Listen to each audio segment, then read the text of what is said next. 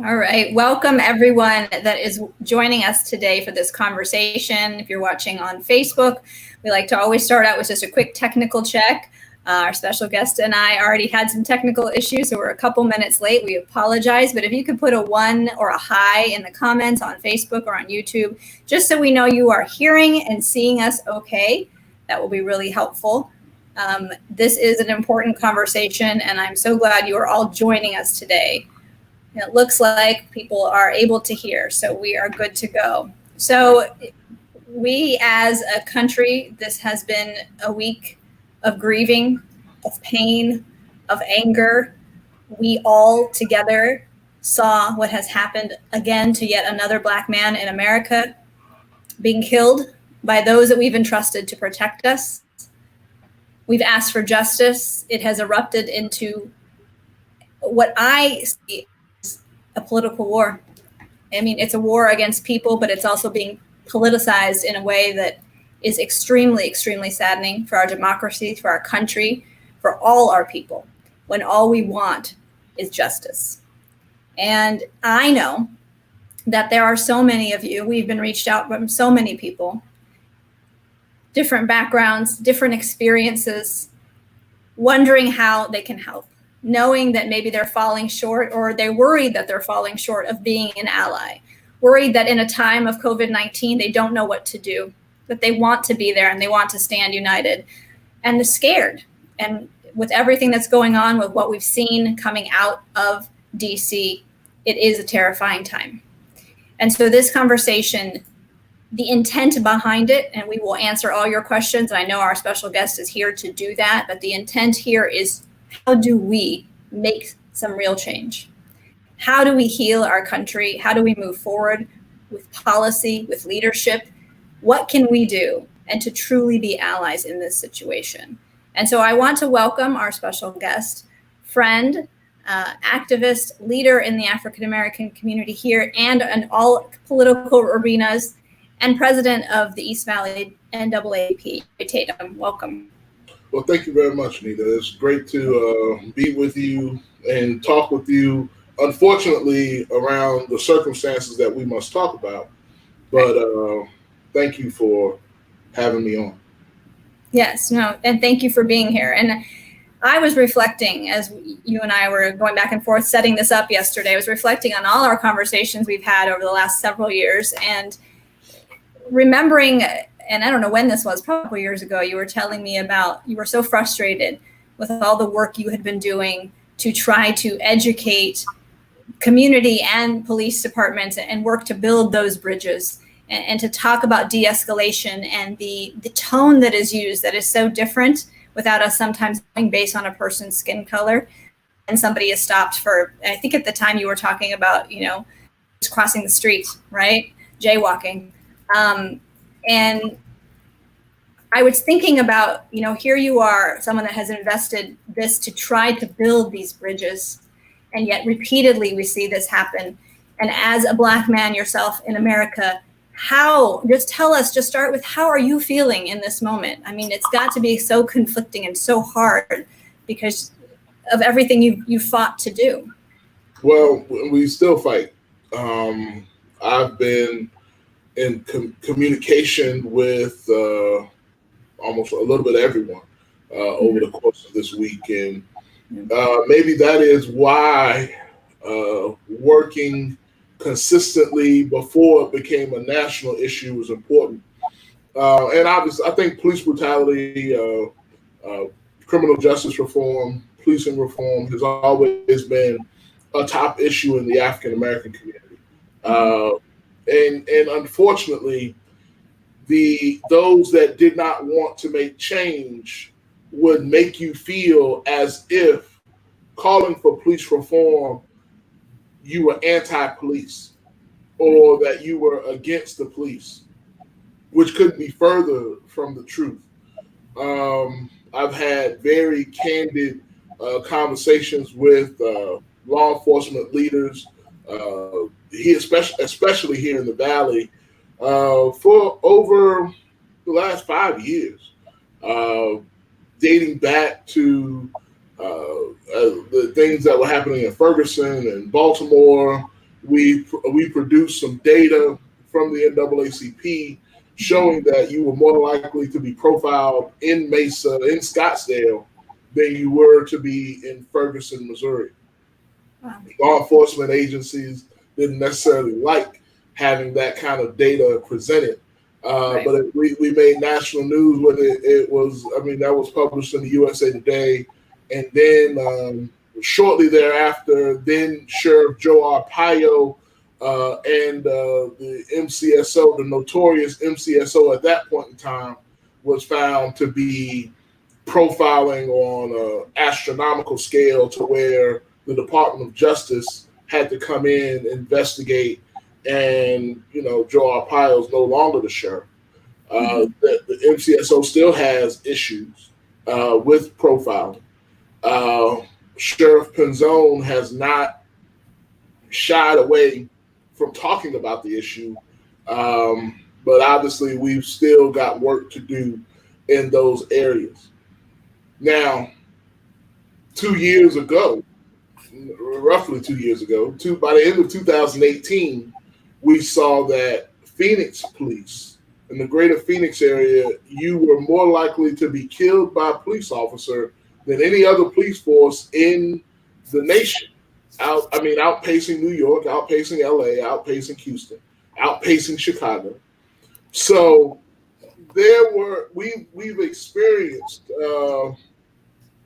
extreme policing or police violence at an extreme level right here in the Valley. And consistently, we've been working to address the systemic issues. We've been working to address the issues of hiring. We've been working to address training issues. We've been working to address holding officers accountable that violate the various codes and codes of ethics and the actual law. There have been some officers that have been found to have broken the law. However, they get cover, protection by a number of politicians, elected officials, and obviously the police union. So now, just to fast forward to last week,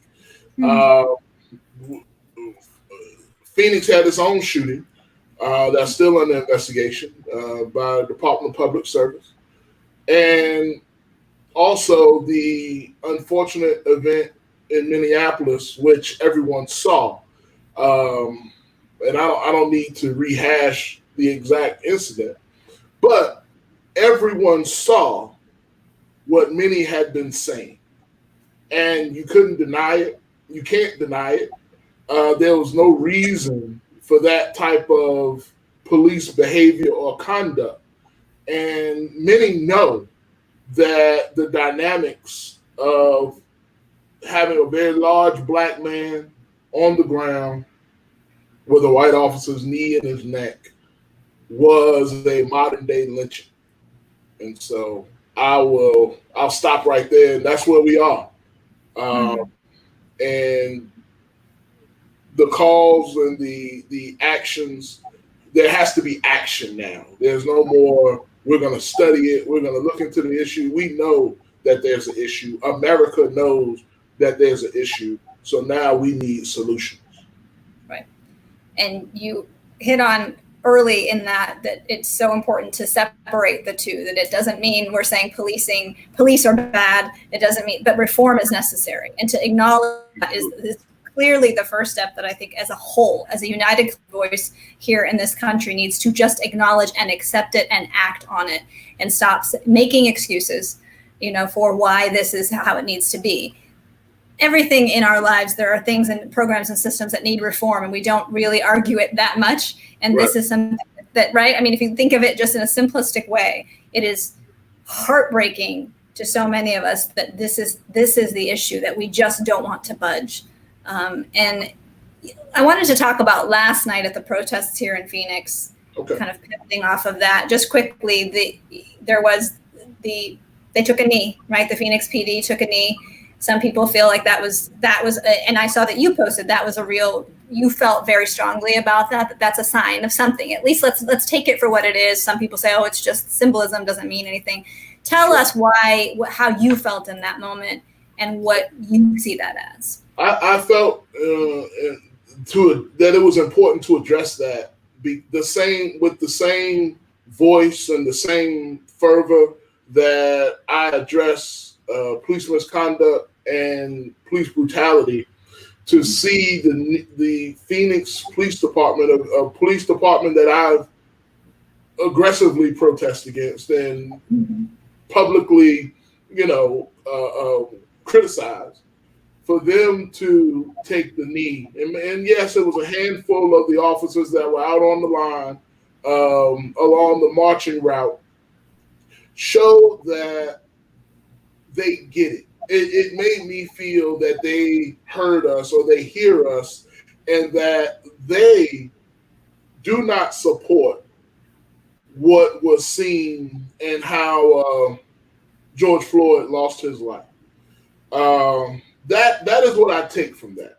And I did reach out to Chief Williams, and Chief Williams responded to me that she was in tears, that she shed a tear when she saw her officers take that kind of position with us out on and we were out there. I'm not saying they knew who I was, because I had a mask on, I had glasses on, I was, very well, I was covered, I had my personal protection, on, and so it wasn't because Roy Tatem was marching that they took a knee.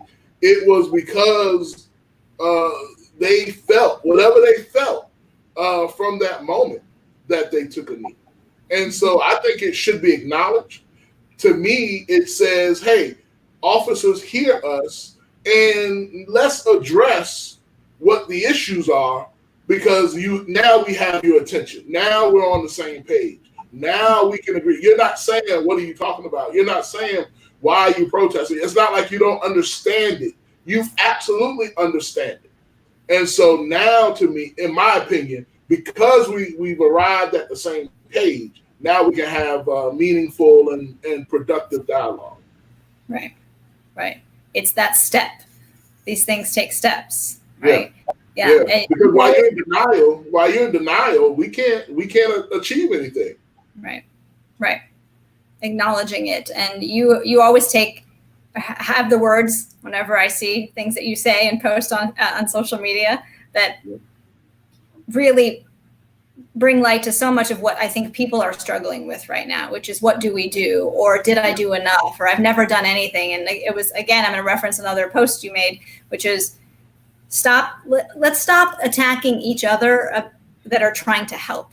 And I know you're going to get the eye roll, but I do it too. It's frustrating. And you, as somebody that has worked in this for so long, to advocate, to work on these reforms, knows that the more people, whatever their background experience or previous commitment to these causes it is so important that we are inclusive and stand together in this. So tell me, just in your words, because Roy, you always say it so much better, how do we get past that? I mean, that's a first line for us to actually make some change here. This morning I've had, and I've got a little bit of everybody, on my page and social media. I had a police officer reach out to say, here's what I want to do. I want to pull together people in the community. He said, I'm tired of having to, suck it up. I want to do something, So it's like, okay, let's do it.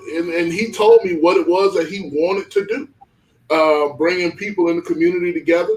He wants to have meaningful dialogue. He wants to have those that are in the streets. He wants to have police officers come together, clergy members come together, community leaders, elected officials. So this is a rank and file police officer that's making that statement. And he saw my post, And so I'm like, this is what it's about. This is what we have to do. We've got to have those officers that are on the streets having the conversation. Right. Not just the police leadership, those that are on the streets that actually impact the traffic stop. Yeah. Right. No, you're right. I mean, we say this in activism as a whole, right? It's the ground up, right? We are going to make the change. And it's the same thing within the organization, within the police department. If they believe it, they can impact it as well. And if they understand, and we stand with them and have those conversations, that dialogue. Yes. Yeah. So important. I'm seeing if we have any questions. Go ahead. I was just saying, so these are the things. So when people, and I would say, I think I gave Elvia her story for the day, because she posted under that post about the police taking the knee. I think I gave her the information, and she was critical of it because she wanted to address the arrests. We can't not address that too. She wanted to address the arrests over the weekend. But my point was, they hear us tonight. They hear us. Maybe last night it was a different. Maybe the night before it was a different situation. Over the weekend it was a different situation. I can't speak to that because I was not there. But I'm saying when I was there, here's what I saw. Here's what I observed. Here's what took place. Right. It's again a step. And it's what we have to take those moments and try to find that common ground together in those moments if we can. So there's so many people that are trying to, and I mentioned this at the beginning, and I'm looking really quick if we have questions that we want to answer. A lot of comments, a lot of support. Natasha is talking about how DPS doesn't wear body cams. I think referring to they don't have them, but there's a bill that Amish Shaw has presented, and I want to say that is. Give me 1 second, because I was just talking to him about this. Like I said, I've been talking to a little bit of everybody, so I'm kind of ready for what folks got. Right. HB 2760. This is a bill about providing body cameras to DPS. That's HB 2760, if anyone was interested. And also, let me also say that this is what we need from the community. As we talk about the various bills and the legislation, you've got to push it. You've got to be your own, you've got to be the lobbyist. We don't, as a community, we don't have the lobbyists that the police have. We don't have the lobbyists that the manufacturers have, that the oil and the gas people have. We don't have we don't have those paid lobbying positions. So as a community, as we talk about these various bills, you got to lobby. You're the voter. You should be the most important lobby. So it shouldn't matter if Freeport McMoran gives your favorite candidate a maxed out check. But if you got 5,000 people calling that legislator on an issue, that's more valuable than that maxed out check. Right. That makes the difference, hearing from the people. And I did just see that Arizona State House Democrats are asking for a special session on police reform, COVID and police reform, that just went out probably right before we got on. With this. Have you, we'll see. We don't have the majority there to make that actually happen. But if that does happen, are there other bills that you can let us know about, or that you know about, that you think are kind of ready for that conversation, or things that you've talked to with our Democrats in the House that we can move on to help the situation? I have had conversations with Representative Boulding and talking about legislation. I believe there's a bit of a package of legislation around the qualified immunity, around which pretty much gives the police, which makes the police officer above the law. I think there shouldn't be anyone, including the President of the United States, that should feel or even consider themselves above the law. And so that is damaging and dangerous, which also gives rise, that kind of attitude gives rise to vigilantism and people taking to the streets with their own guns and everything to do what they feel.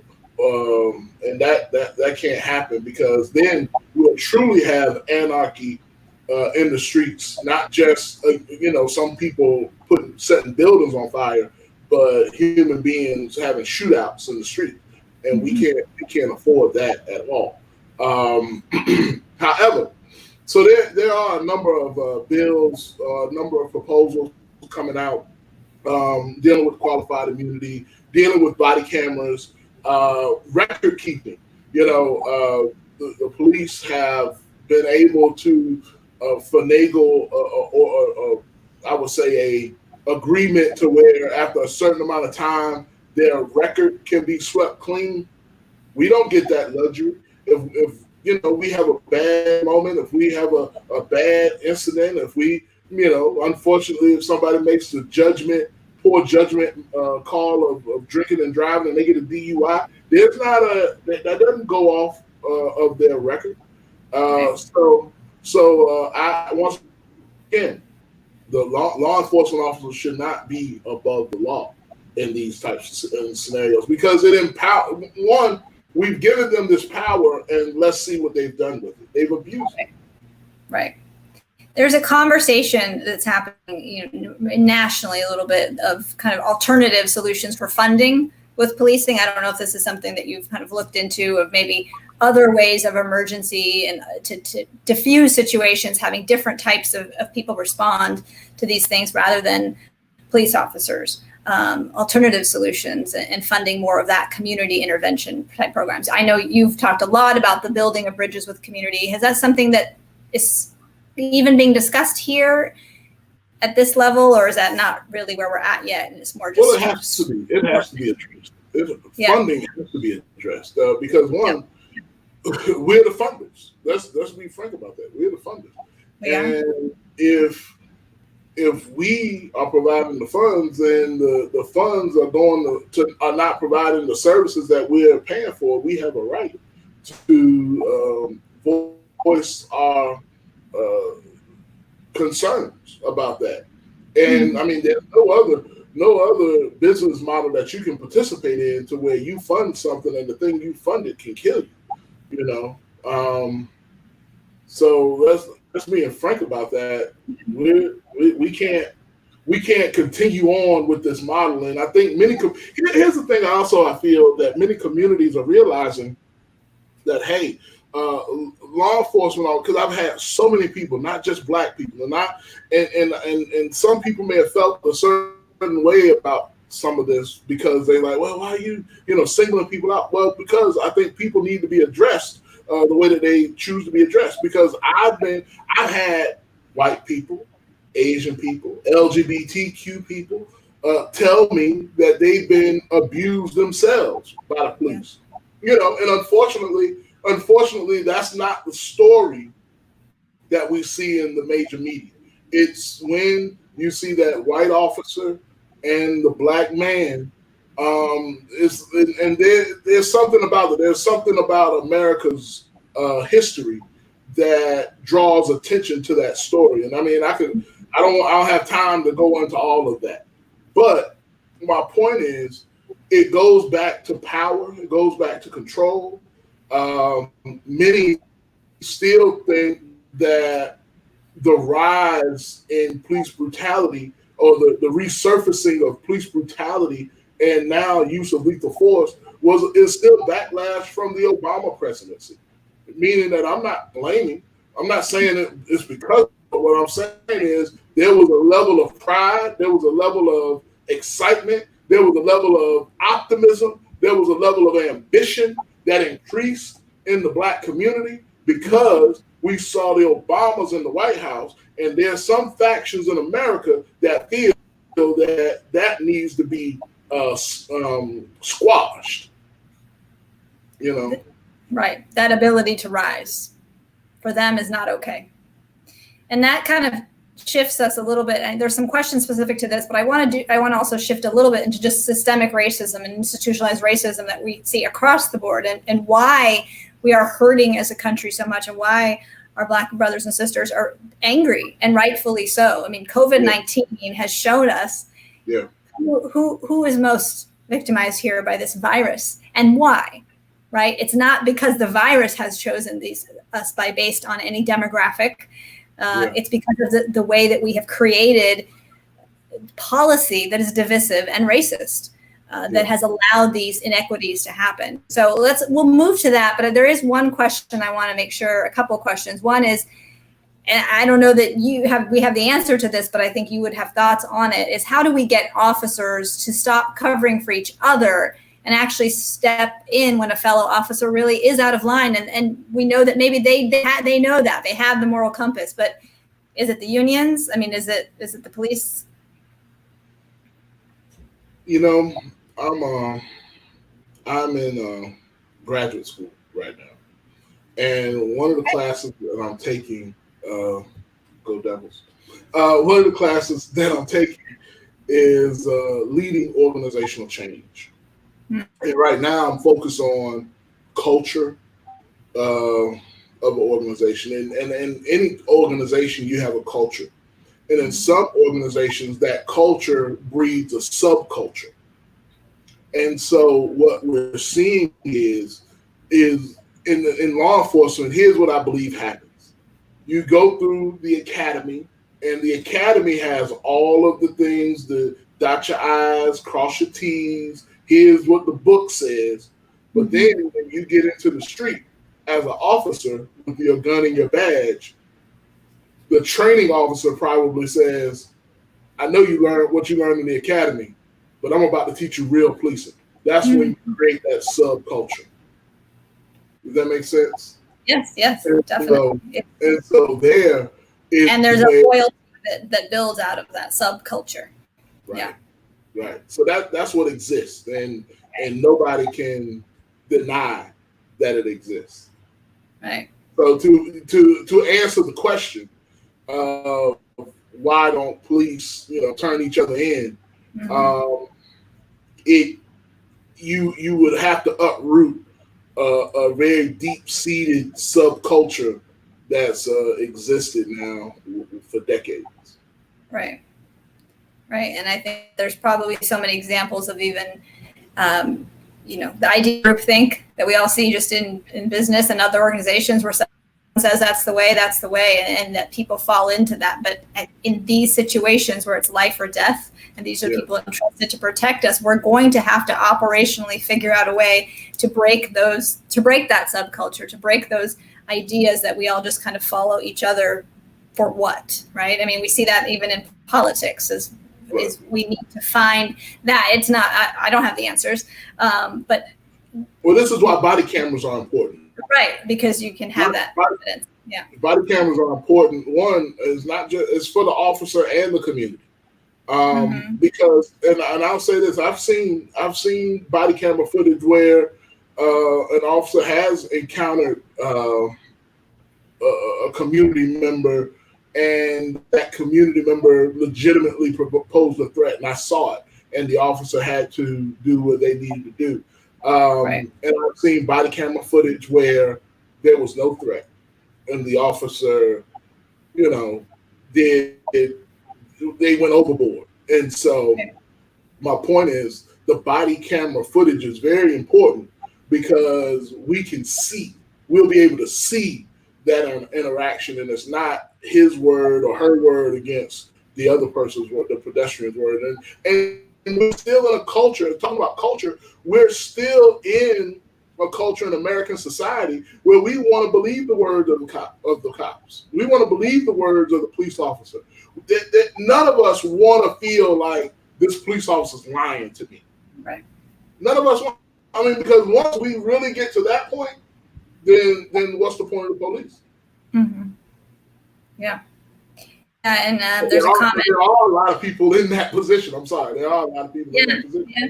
No, I know. I was just going to comment on a comment from Morgan about he was a part of a Stanford research study, and there we have it on the screen, and how there's significant differences that they found in language that's used. And it kind of takes us back to the story you told me years ago about the pedestrian encounter and the language that is used.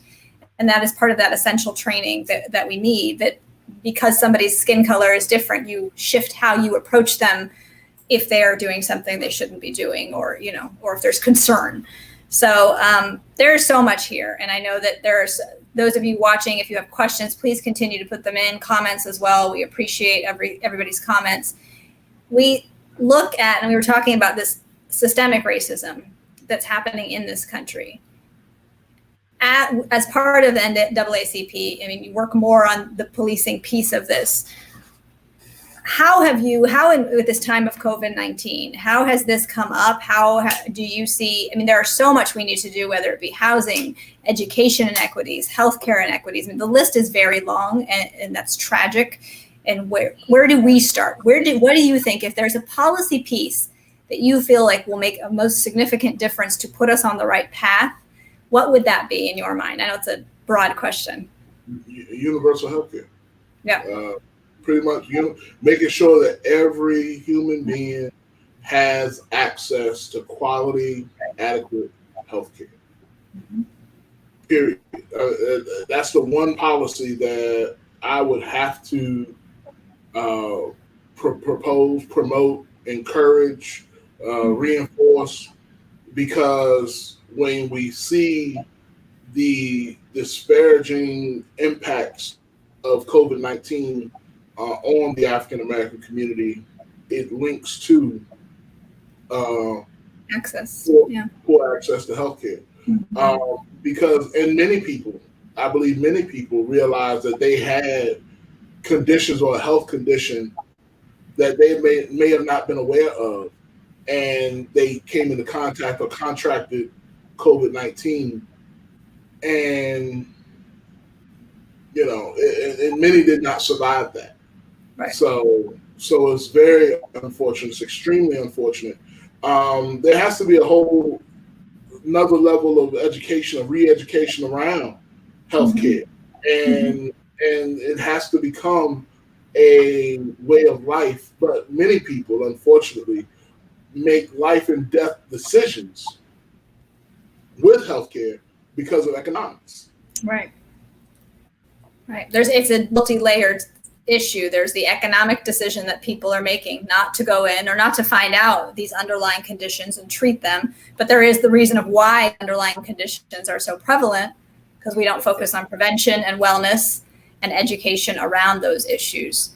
And so definitely something that I'm passionate about is funding for that type of prevention and wellness and that education, and then making sure everybody has access, making sure that debt is not in the equation when people are already working 2 to 3 jobs, already cannot pay their bills. And then you're saying, who knows, it's a gamble when you go in to get treated for something you need to take care of. So yeah, that's definitely something that across the board, but it's important conversation related to this, because I think we are, and I don't know how you felt, but I feel that a lot of that pain right now is related to this crisis and to what we've seen. I mean, these inequities have been really laid bare.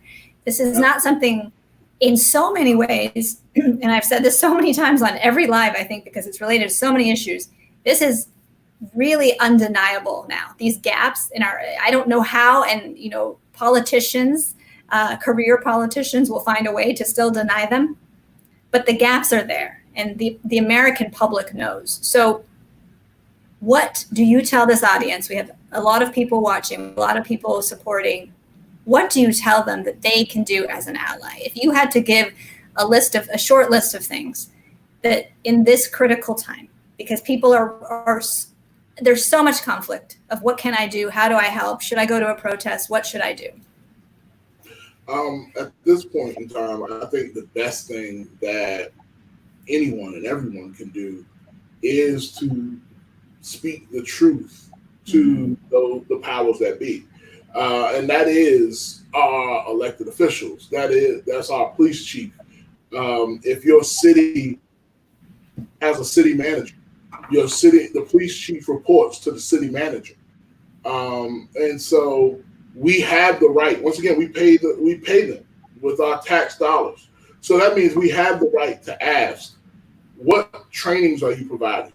What services are you providing to your officers? What happens when an officer is caught breaking the law? What penalties do you have in place? And so we can pick up the phone and we can call our police chief. We can call the mayor. We can call the city manager. We can call our state legislature. We can call our Congress people. We can make these calls ourselves as citizens because it is our right to do so. It is our right to voice our opinions, our concerns. And I mean, I want to think about this. How much money, what is the economic impact of this behavior? Because of this behavior, because of this officer, people have taken to the streets and protested, which has also given cover to those that want to go to the street to destroy, which therefore causes now governors to enforce a curfew on, citizens. Right. And now small businesses have to shut down early due to the curfew because people won't be out. So think about the ripple effect that this officer has caused by his actions. So all of this, while some people may say, well, it has nothing to do with me. I did not do it, or I did not, encourage that. Well, it does have an impact on you because now we've all got to be in the house at 8:00. Right. Right. And we're the only state, I think, that has a statewide curfew, I think New York just implemented one. Oh, really? I believe so. Yeah. There is so much to be said about telling, in a lot of these cases and all these issues we're facing as a country, the economic story sometimes when people, if whatever reason, those of us watching, you and I, we have this moral reason, this understanding that's different about these enactments. But for others, it is, if you can paint the economic picture, just painted it very well, that this does affect us all. It shouldn't always be on the negative side of it. There's the positive side of everybody having, equal access to healthcare, having equal education opportunities to be able to build. I mean, our communities will have the wealth that they need to create their own wealth if we could provide for everybody those opportunities and those baseline foundations. But we have let this become an issue of race. And, that is why I think so many of us are tuning in and trying to learn. And, I've seen in so many people sharing reading lists or things that they can do because they feel like they maybe aren't being the right type of ally. They haven't studied enough and they don't understand enough. Are there any resources? One of my friends, grad school friends from USC, shared this list, and I'm going to put it on the screen. But resources or ones that you feel can help people that just want to understand these issues at a deeper level? Well, I would say there are a number of resources, from books to documentaries to films. I would suggest that people take a look at Spike Lee's "Do the Right Thing." I watched "Do the Right Thing" over the weekend, and to hear and "Do the Right Thing" came out in 1989. Oh, yeah.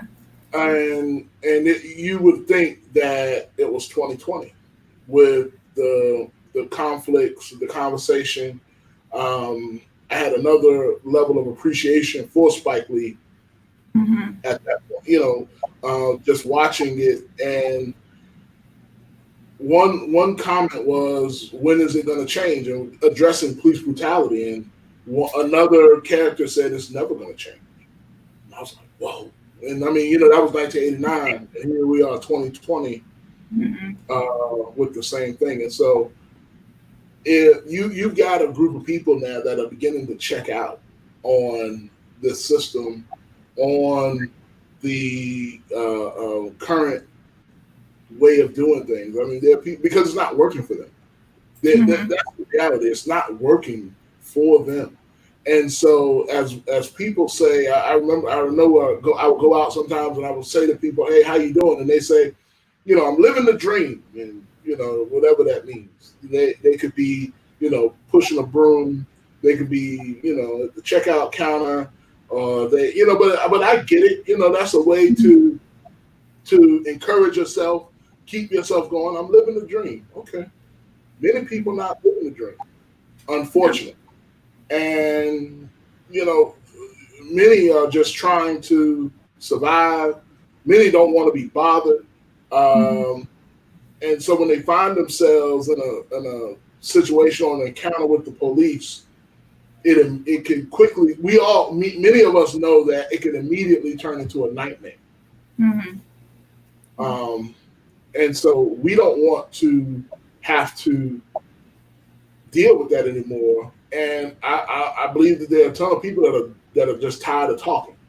And if there's not action that's taken by those in power, by those that have the power to enforce rules, laws, and regulations over law enforcement, I believe that we'll see longer protests and more conflict. And I hate to be that mad. I don't have the happy ending story right now, because we need to see action from those in leadership. Right. And those that we have in leadership now. That's the thing. You know, people always want to talk. And of course, I'm a candidate for office. So of course, we want to always say, vote, change these things with your vote. And it's so true. And it's so important. And this is a critical election. But we also need change immediately. I mean, our country can't sustain these things at another day, right? And we're going to continue to see that without people acting. So I think you mentioned that you had spent some time with Representative Gallego, Ruben Gallego. Can you tell us anything about kind of how he's looking at this, or what you kind of gleaned from that time with him, I believe yesterday, in terms of action?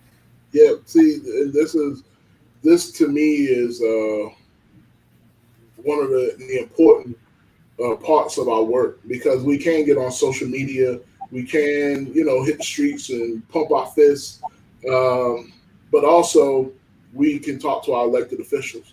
And my conversation with Representative Gallego was simply, we need to see action at the congressional level, and he agrees. And I personally witnessed him make calls on the phone. He doesn't know if they're going to go into session, and then so he's committed to working on police reform and addressing the pressing issues from a congressional level. So I'm looking forward to seeing what comes out of that, as we talk about accountability, as we talk about the implied immunity, as we discuss what is a reasonable use of force, banning chokeholds. I've even presented the fact that I don't want to see police use profanity, because I also believe that the use of profanity can help escalate a situation to a much worse situation.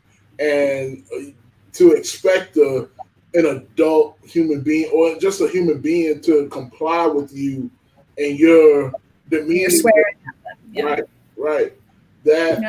That's a recipe for disaster. Right. And so I believe officers have to operate at the highest level of responsibility when they're out in the community. And they should just be respectful, first and foremost. And so when a person's using profanity at you or around you, they're showing that they have little to no respect for you. Right. So so I think that there should be some significant penalties around the use of profanity and derogatory language. So also, you did ask about resources. Maybe we'll put together a list of some things, but I would encourage people to read and watch the autobiography of Malcolm X. I would also encourage people to read and watch James Baldwin, any James Baldwin work. But James Baldwin does have a documentary, I Am Not Your Negro. So just from historical context, there's a lot of material available. And, I'm telling you, Netflix can be used for good. Amazon Prime, those resources can be used for good. To watch historical documentaries. PBS has an app. I'm in love with the PBS app because there's a ton of information there as well. But and YouTube, obviously. So you don't necessarily have to go out and buy. I'm old school. I have a number of these DVDs, but now you can go on YouTube and you can YouTube a lot of these documentaries. And so there are a number of documentaries in reference to the LA riots as well. I think one is Let It Burn, Let It Fall. It's Let It Fall, which is a great documentary. That's on Netflix. But like I said, we'll work on a list and we'll put that out. Great.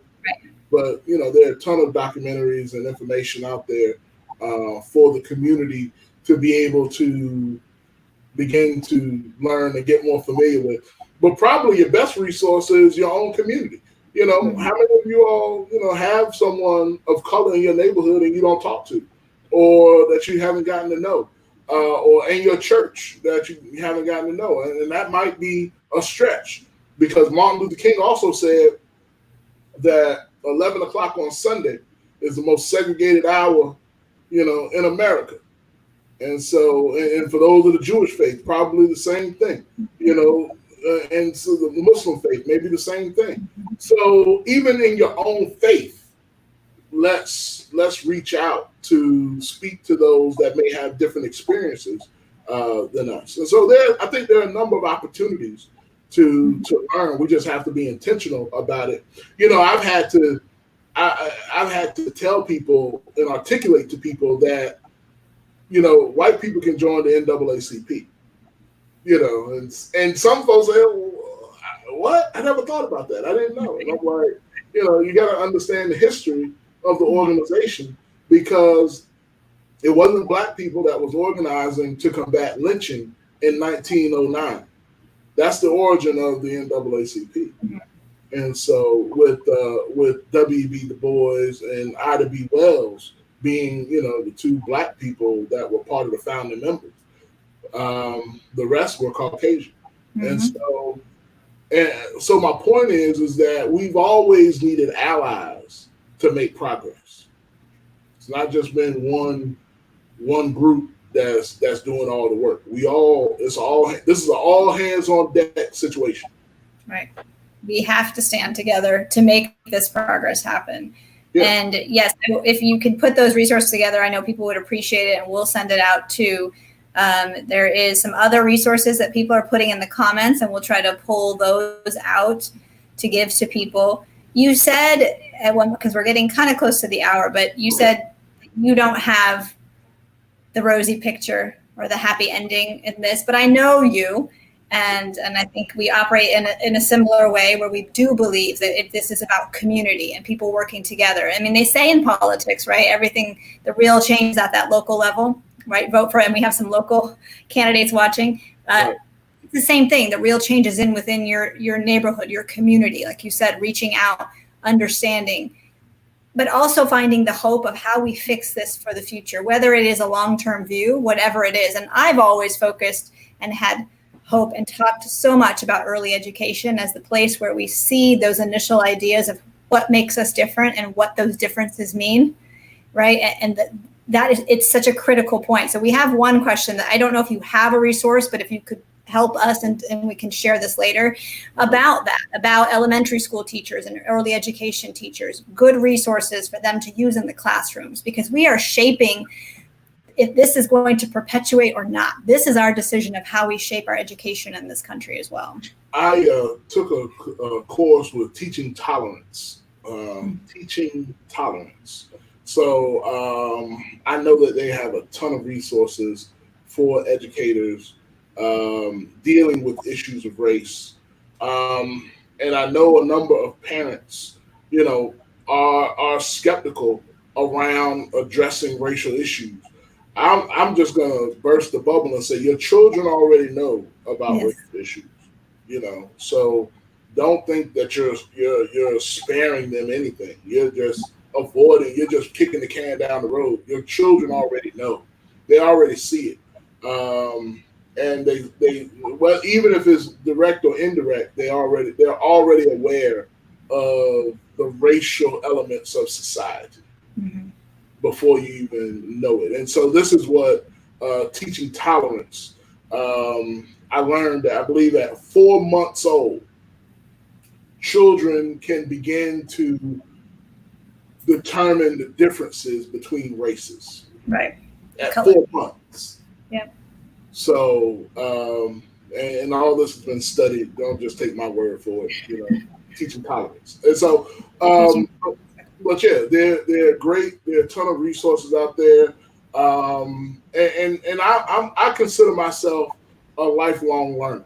So why I say that, here's my point of saying I don't have the happy ending right now, because there's work, there's hard work, and you may say, you know what, I'm tired. I'm tired. I've been doing this for a while, but there's you've got to get, if you're not willing to pick up the phone to call your police department or call your city council or call your mayor and just ask the questions, then yeah, it's not, and you're gonna wait for somebody like myself or yourself, Anita, to do it. Right. Yeah, it's gonna take a long time. But think about the progress that we've made in so many other areas. In the areas of women's rights, in the areas of LGBTQ rights, in the areas of religious freedoms, all of these things. We've made animal rights. I mean, I think we've made a ton of progress in a lot of those other areas because there were people that were committed to focus on these areas, Right. And so, the thing is, you can't, if the black community is being victimized, you can't expect the victims to be the advocates too. Right. It's kind of hard to be victimized and advocate at the same time. So, right. It is all of us, yeah. And to put the focus, to unite in that focus. And like you said, make a quick phone call. It doesn't, do it every day, do it 2 times a week, whatever it is, get in that habit. And we do it for so many other issues, and we do see the results. It doesn't feel like it, I think, in the time we're living in, under the administration we're living in. I think everything you listed off, it's for some people, it doesn't feel like it. But if we just take a step back and do see the progress, it's slower than we'd like, but it's happening because of the voices. So it's going to take work. And if we begin to just make those efforts, I think we'll see progress. Because I'll tell you this: if the police department has 20 to 25 calls about their policies and about training, they're gonna take notice. Mm-hmm. They get 100 calls. Oh yeah, then because they've not had that kind of criticism before on a massive scale from a broad swath of the community. Now, they've heard from us all the time, but from a broad swath of the community, if we begin to call and let them know, hey, we're watching you. We got our eye on you. We want to know, what are these policies? We want to know, what are the trainings? We want to know, what are the standards that you're setting for your police officers? We want to know, what are the penalties when your police officers, violate those standards? Well, if you got enough people calling and asking, then we'll see some changes. Yeah. We have a couple minutes, and I want to make sure that we get any questions. There's a lot of great links, a lot of great conversation here in the comments. So thank you all for watching and sharing with each other. Oh, you cannot see?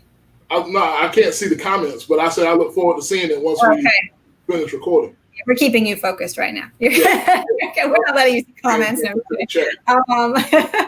Yeah, and definitely, Sue, vote to make sure everyone is registered. First step. Turnout is so critical in all these races to make sure that we can make these changes happen.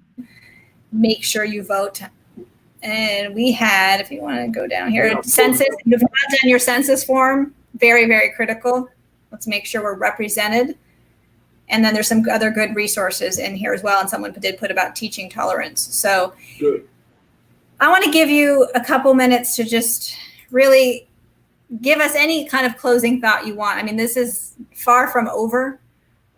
We are, we know this in our country. We're trying to just give people tools and find that hope that I know we both have and we all have we can overcome this. but it is a scary and uncertain time in so many ways, including COVID.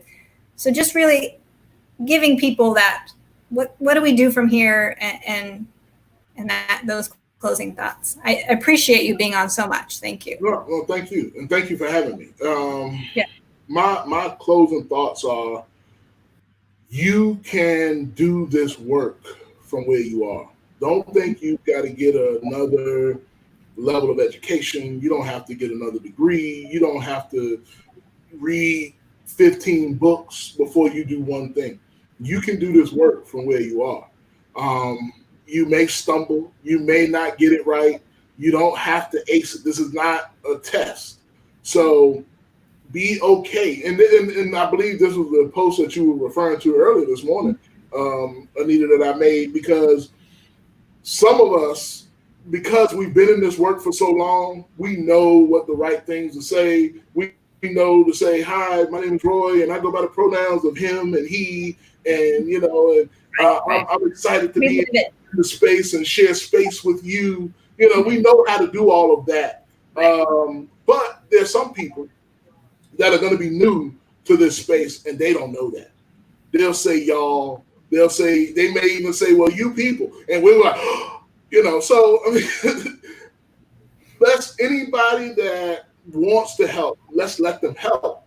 And let's let them help in love. And maybe they need some coaching, because we all needed some coaching at some point in time. And as opposed to being, the perfect social justice advocates, maybe we become social justice coaches, and for those of us that are more seasoned, that have been to the protests, or that have, done write-ins and, addressed. It took me a long time to stand in front of an elected official and express my issue. It took me a very long time to stand up in front of a council or a state legislature and make whatever speech that I made. It really took me a long time to stand up in front of a police station to protest. And so I've been able to do all of those things, but I did it in fear. I was afraid the first time I did it. And so maybe that's another conversation too, Anita, is what is our own, some of us may need to come together to talk about our own journeys of how because you may see me and say, oh man, you did that. I make it look easy because I've been doing No, it's true. I think we don't realize our own power often because we're afraid, and that's normal.